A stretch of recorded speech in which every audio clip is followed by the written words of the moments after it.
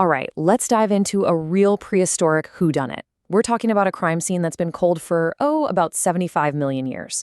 And the scene itself? A massive bone bed, just packed with the remains of thousands of dinosaurs. This wasn't just a predator's messy lunch. This was a full-on massacre. So the big question is, who or what was the real killer?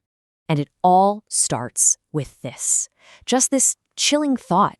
You've got thousands of animals all marching together, and they have absolutely no idea at all that their journey is about to end in a massive catastrophe. I mean, this isn't just a bad day in the life of a dinosaur, it's a death sentence.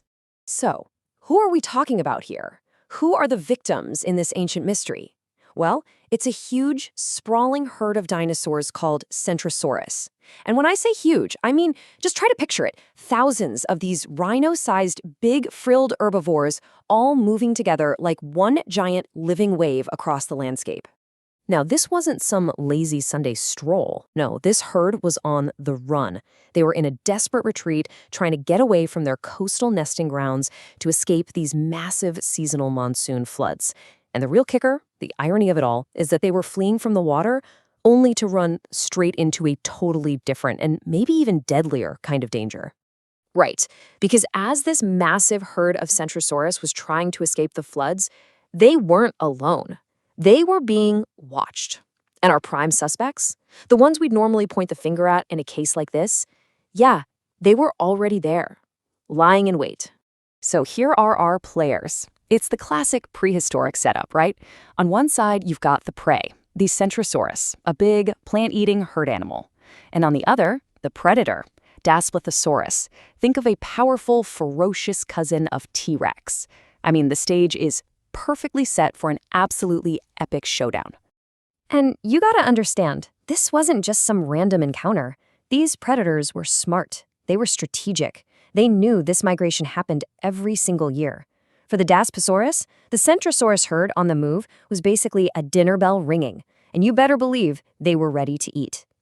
So, as if being chased by a pack of giant tyrannosaurs isn't bad enough for your day, things were about to get so much worse for this herd. They were literally walking into a perfect trap. Just think about this impossible situation they're in.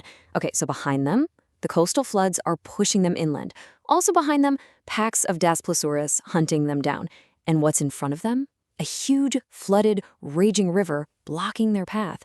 They are completely, totally trapped. There is nowhere left to go. The herd is panicked. They're exhausted, and they're cornered between predators and this raging river. The outcome here seems pretty obvious, right? It looks like a bloodbath is about to happen. But who's really responsible for what's about to go down? And this is where our whole investigation takes a sharp left turn. Just when you think you've got it all figured out, just when you think you've found the killer, the evidence points somewhere else entirely, to a totally different suspect. Yeah, you heard that right, the Daspletosaurus. As terrifying and as deadly as they were, and sure, they were picking off the stragglers, they were not the ones responsible for this huge-scale slaughter. They weren't the masterminds here. They were just scavengers, really, opportunists at the scene of a much bigger crime. So if a pack of giant hungry predators didn't do it, then what on earth did? The real killer was something way bigger, way more powerful than any dinosaur. It wasn't even alive. It was the weather itself, the very same force of nature that the herd was trying to run from. Okay, so here's what actually went down. Those same monsoons that were flooding the coast, they were also dumping just insane amounts of rain further inland. And that turned what was probably a normal river into this violent, raging, lethal torrent. So the herd, with those predators nipping at their heels, they're forced into the water. And they just get swept away, drowned, by the thousands. So as we close the file on this 75-million-year-old cold case, the verdict is actually crystal clear. And it shifts the blame away from some big, scary villain to something way more impersonal. Look, were the Daspletosaurus killers? Absolutely. But they were just part of the story, a contributing factor. The real cause of death here, the thing that wiped out thousands of Centrosaurus in one go, was the raw, overwhelming, and totally unforgiving power of that monsoon.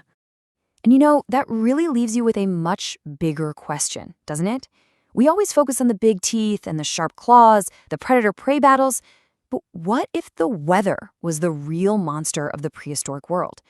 I mean, if a single storm system could cause a massacre on this scale, what other secrets are buried out there?